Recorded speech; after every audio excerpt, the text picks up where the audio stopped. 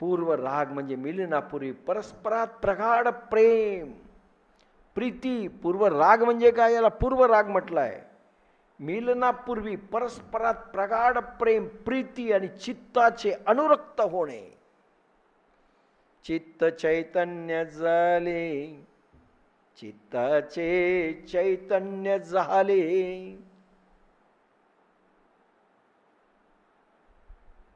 चित्त चैतन्य झालं. मिलनापूर्वी परस्परात प्रगाढ प्रेम प्रीती चित्ताचे अनुरक्त होणे.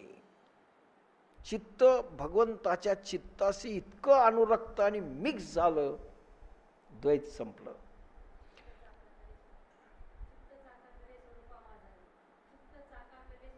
हा, चित्त चाकाटले स्वरूपा माझारी, बाहेर निघुनी दी सुखावलो. सुख झालं. चित्त अनुरक्त होणे, आसक्त होणे व पुन्हा पुन्हा ऋणुरुक्ती व मिलनाची तीव्रतम उत्कंठा. आहे का पती आणि पत्नीचं असं असू शकत नाही.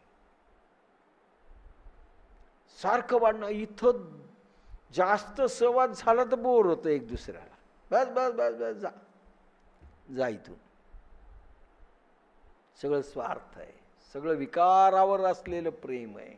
पण खरं प्रेम जीवनात कधीच मिळू शकत नाही. जी ही स्टेज आहे गोपिकांची. आसक्तने पुन्हा पुन्हा अनुरक्ती व मिलनाची तीव्रतम उत्कंठा. पुन्हा पुन्हा सारखं भेटू वाटतं, सारखं भेटू वाटतं. आपल्याला वाटतं का? अरे एक मित्र फार दिवसांनी भेटला, एखादं कोणी प्रेमाचं माणूस भेटलं, वा वा वा किती दिवसांनी भेटले, त्यानंतर 3 दिवस झाले की केव्हा जायचंय. तीव्रतम उत्कंठा म्हणजे मंद नाही, मध्य नाही, तीव्र नाही, तीव्रतर नाही, तीव्रतम. आता पहा किती स्टेजेस दाखवल्या. पुन्हा पुन्हा अनुरक्ती, मिलनाची तीव्रतम तीव्रतम शब्द काय दाखवतो? संगीतामध्ये 3 स्टेजेस आहेत, मंद्र, मध्य आणि तार. तार सप्तक 3 स्टेजेस दाखवल्या. इथे किती प्रकार दाखवले? मंद नाही, मध्य नाही, मंद आहे प्रेम पण मंद मंद आहे. आठवण यायली तुमची कधी कधी, ही नाही, असा भाव नाही. मंद मंद मंद मुस्कुराए हम, असं नाही. मध्य नाही, मधली स्टेज नाही. तीव्र नाही, तीव्रतर नाही, तीव्रतर. तीव्रतम उत्कंठा शेवटचा. ज्या ठिकाणी जागृत होते त्याला म्हणतात पूर्वराग. त्याला पूर्वराग म्हणतात. तीव्रतम उत्कंठा, पुन्हा पुन्हा मिलनाची कधीच तृप्ती नाही, कधीच नाही. याला पूर्वरागाचे पुन्हा 2 भेद आहेत. पूर्वराग कशाला? तीव्रतम उत्कंठा. मध्य नाही, मंद्र नाही, तीव्रतर नाही, तीव्रतम. ज्या ठिकाणी त्याला पूर्वराग म्हणतात. पूर्वरागात 3 भेद. 1 साक्षात दर्शन, 2 स्वप्न दर्शन, 3 दर्शन. म्हणजे पूर्वराग तीव्रतम उत्कंठेमध्ये साक्षात दर्शन झालं पाहिजे. नंबर 2 स्वप्नात तो आला पाहिजे, स्वप्न दर्शन. 3 प्रत्यक्ष दर्शन. वंशी नाद श्रवण, गुण श्रवण, नाम श्रवण, चित्र दर्शन, दूरदर्शन, दूताद्वारा गुणरूप श्रवण, सखीकडून गुण श्रवण, लीला अस्तली दर्शन. हे 10 आहेत, काही 8 मानतात. हे दर्शनाचे प्रकार. काही जण 8 मानतात, काही जण 10 मानतात. पूर्व रागाचे भेद, दर्शनाचे भेद 8, काही 10. कोणकोणते? दर्शन एक तर तो दिसला पाहिजे, नंतर वंशी नाद श्रवण, त्याची मुरलीचा ध्वनी ऐकू आला पाहिजे. गुणश्रवण, भगवंत किती गुण भरलेले आहेत त्याचे कथा ऐकणे. तुम्हाला सगळे समोर येईल. हे गोपिका भाव महाभावामध्ये कशा जातात इतक्या गोष्टी आपल्याला आल्या पाहिजेत. लक्षात घ्या, फार बारीक. आणि आता तुम्ही त्या स्टेजवर आहात की पटकन समजलं पाहिजे. आणि 104 तासावर चाललंय आपलं. वंशी नाद श्रवण, गुणश्रवण. वंशीनाद सर्वांना नाही ऐकू गेला बरं का. जे झोपलेले होते ना, पती महाराज, सासू, त्यांना नाही ऐकू गेला. ज्याला जायचं त्यांनाच ऐकू गेला. आपल्यासारखं नाहीये, एकदा ढोल वाजवला की ढम ढम ढम. ज्याला ऐकवायचं त्याला ऐकूच येत नाही, ज्याला नाही ऐकवायचं ते परेशान होतात. तसं नाही. वंशी नाद श्रवण, गुण श्रवण, भगवंताचे गुण ऐकणं. नामश्रवण, भगवंताच्या नावाचा उच्चार केला तरी तो भाव प्रगटला पाहिजे. म्हणून म्हणतात ना, चैतन्य महाप्रभू आणि रामकृष्ण परमहंसाची अशी स्थिती झाली जी चैतन्य महाप्रभूची झाली. यांना कुठेच नेत नव्हते. म्हणले आता यांना कुठेही कुठल्या लग्नामध्ये कुठेही नेऊ नका. पण एक शिष्य ऐकतच नाही. नाही हो, मी असा पण केलाय, असं झालंय की गुरुला न्यायचंच लग्नामध्ये. सगळे म्हणले नेऊ नका, पचका होईल. नाही नाही म्हणले न्यायचंच. नेलं त्याला. सगळ्यांनी सांगितलं देवाचं नाव घेऊ नका इथं. देवाचं नाव घेतलं की संपलं म्हणले, आपलं सगळं लग्नाचा बोऱ्या वाजेल. आता कोणीच काही बोललं. पण एक गोविंदा म्हणून होतात. आता त्याला काही काम सांगायला लागले, ए गोविंदा पाणी आण, गोविंदा पाणी आण म्हणलं. तर यांनी गोविंदा ऐकलं की जे नाचायला लागले उठून त्या लग्नाच्या मंडपामध्ये, गोविंद गोविंद गोविंद गोविंद. त्यांना थांबवायला 1 घंटा गेला. काय? नामश्रवण. नाव ऐकलं प्रभूचं की वेडे झाले. चैतन्य महाप्रभू रस्त्याने चालले. रस्त्याने जात असताना सोनाराचा हातोडा की लोहाराचा घन काहीतरी टन टन टन वाजत होता. हे चालले. त्याच्यामधून त्यांना गोविंद गोविंद नाम उच्चार ऐकू आला. लाचायला लागले रोडवरच त्या बाजारात, गोविंद गोविंद गोविंद गोविंद गोविंद. बस असा भाव होतो. नामश्रवण, चित्तदर्शन, चित्रदर्शन. चित्राचं दर्शन झालं तर बस संपलं. दूरश्रवण, नाद ऐकू आला. वेणूचा तर सोडा, ओंकार नाद कुठलंही नाद ऐकू आला. एक दिव्य. मी असं काल म्हटलं होतं ना तिथे, अरे प्रभू दिव्य नाद प्रगट पक्ष्यांच्या ह्याच्यातून करतो. कारण पक्ष्यांना देखील शांत झोप लागली पाहिजे. पण रातकिडी असतात पा, गुम असा आवाज करताना दिसतात तुम्हाला रात्री. चुकून आपल्या मनात जर काही नसेल, रातकिडे, आणि विशेषतः श्रावण महिन्यात जलधारा वर्षाव झाल्यानंतर ते जे आनंदाने गुणगुणतात, तो मूळचा ओंकार नाद त्यांचं एक मुखाने प्रगट करतात. त्यावेळेस सगळे पक्षी बाकीचे झोपतात. ओंकार नाद श्रवण, दूरश्रवण. दूरश्रवण, दूताद्वारा गुणरूप श्रवण. दूत आला की भगवान कृष्णाचा दूत, आणि भगवान कसे सांगतोय. बस उद्धव गेला नाही का भगवंताचा निरोप घेऊन. काय उद्धवाची फजिती झाली, बाप रे. दूत आलाय ना भगवंताचा, कागद घेऊन. कागदाच्या तर चिंध्याच झाल्या.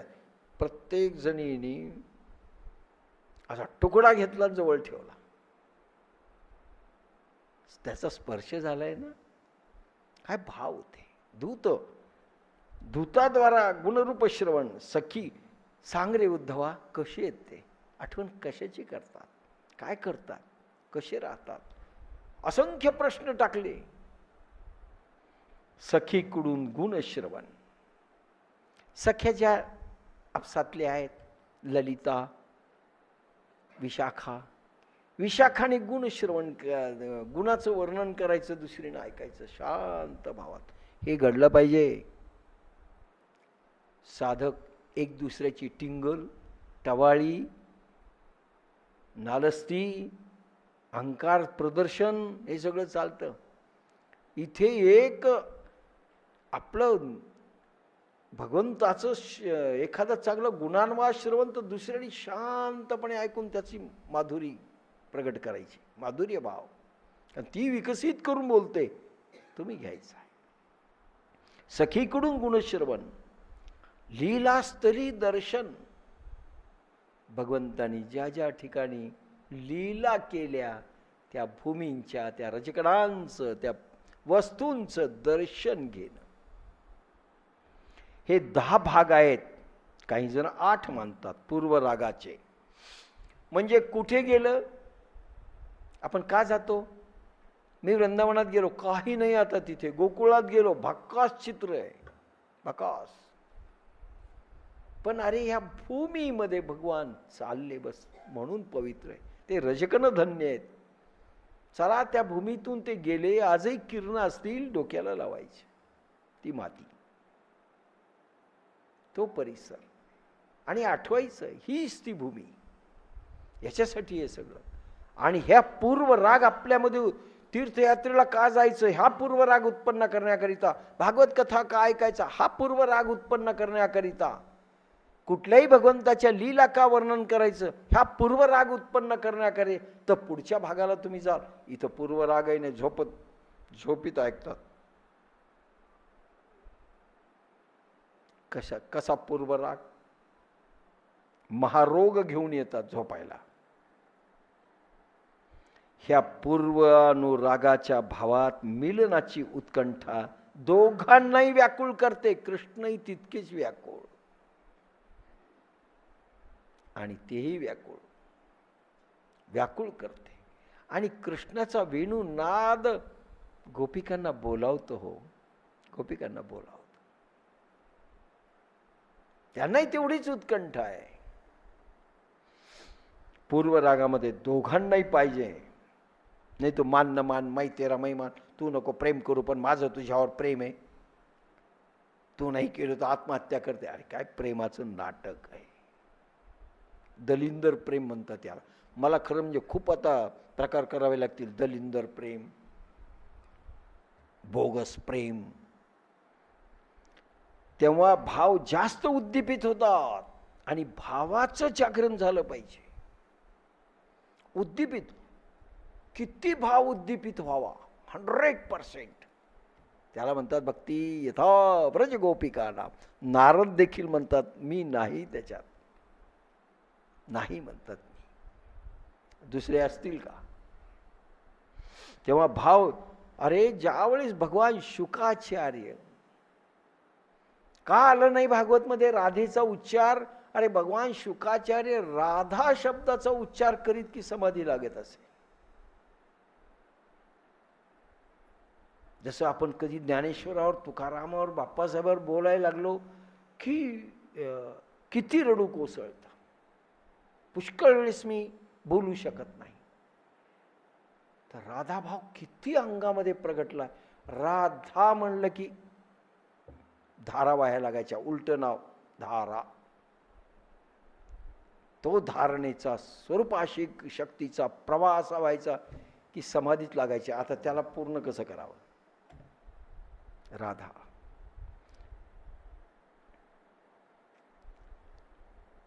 म्हणून निवड झाली होती शुकाचार्यांची.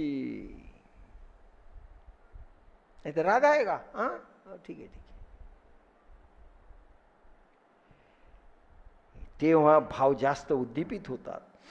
ऐशा गोपिका त्या कामातुरा नारी, चित्त विहळते देखावया हारी. तुकारामांचं वर्णन आहे. ऐशा गोपिका त्या कामातुरा नारी, चित्त विहळते देखावया हारी. मीस पाणीयाचे करतील घरी, 12-16 मिळोनी परस्परी वो.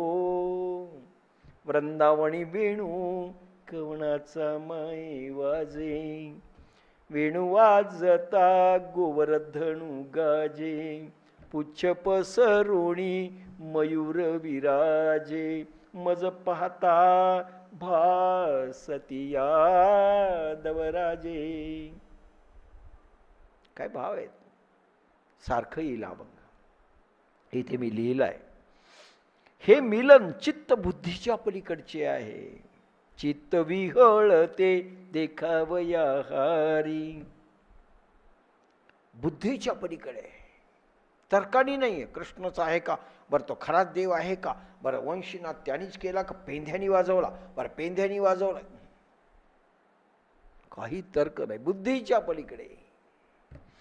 आमचे बुद्धी मन अहंकार जनित आहे. का भक्ती प्रसवत नाही आमच्यामध्ये? अहंकार जनित आहे. अहंकार पूर्ण ठासून भरलेला आहे आमच्यामध्ये, म्हणून प्रेम उत्पन्न होत नाही. घरच्या लोकांवर होत नाही तर बाहेरच्या कधी होईल? अरे स्वार्थाने पूर्ण लीडबिडलेले आम्ही आहोत. आम्हाला लोकांचं प्रेम पाहिजे, आम्ही देण्याच्या लायकीचे नाही आहेत, कारण आमच्याकडे नाही आहे. आमच्याकडे अहंकार आहे. द्यायचं असेल तर अहंकार, मग क्रोध, ते सगळं आम्ही द्यायला तयार आहोत. अहंकार अहंकार जनित आहे. आमचे बुद्धी मन अहंकार जनित आहे व भगवंताचे भगवत स्वरूप आहे. भगवंताच्या मनबुद्धीत जो भाव प्रगटला त्याची कल्पना आपण करू शकत नाही. विकार नाही प्रगटले, भगवंतामध्ये भाव आहेत. आपल्यासारखे विकार नाही. तुम्ही मला हे दिलं तर मी तुम्हाला ते देईल, हे तिरुपती बालाजी 10% तुला, 90% मला, असा रेशो. त्याची कल्पना आपण करू शकत नाही. ती कल्पना स्वतः भगवान व ते प्रेमीजन करू शकतात. कसे भाव होते. जावे त्याच्या वंशात तेव्हा कळे, पाण्यामध्ये मासा निद्रा घेतो कैसा, जावे त्याच्या वंशात तेव्हा कळे. हो खरंच याच्यासारख्याला पंचायत पडली होती. एक बुद्धिवादी गेला, अरे हे तर डोळे उघड्याच्या डोळ्यात पाणी जात नाही का, आणि मग ते झोप कसे घेतात? पाण्यामध्ये मासा निद्रा घेतो कैसा, जावे त्याच्या वंशा तेव्हा कळे. तसे गोपिका भाव, गोपिकाच व्हावं लागतं आणि कृष्णच व्हावं लागतं. नाही आपण वर्णन करू शकत, वर्णनातीत आहे. स्वतः भगवान व ते प्रेमीजन करू शकतात. ज्यांनी अनुभव घेतला ते प्रेमीजन करू शकतात. अरे गौरांग महाप्रभूंनी, रूप गोस्वामींनी, मीरेनी त्याचं वर्णन करावं. तुम्ही आम्ही नाही लायक हो, काय सांगा, नाही लायक.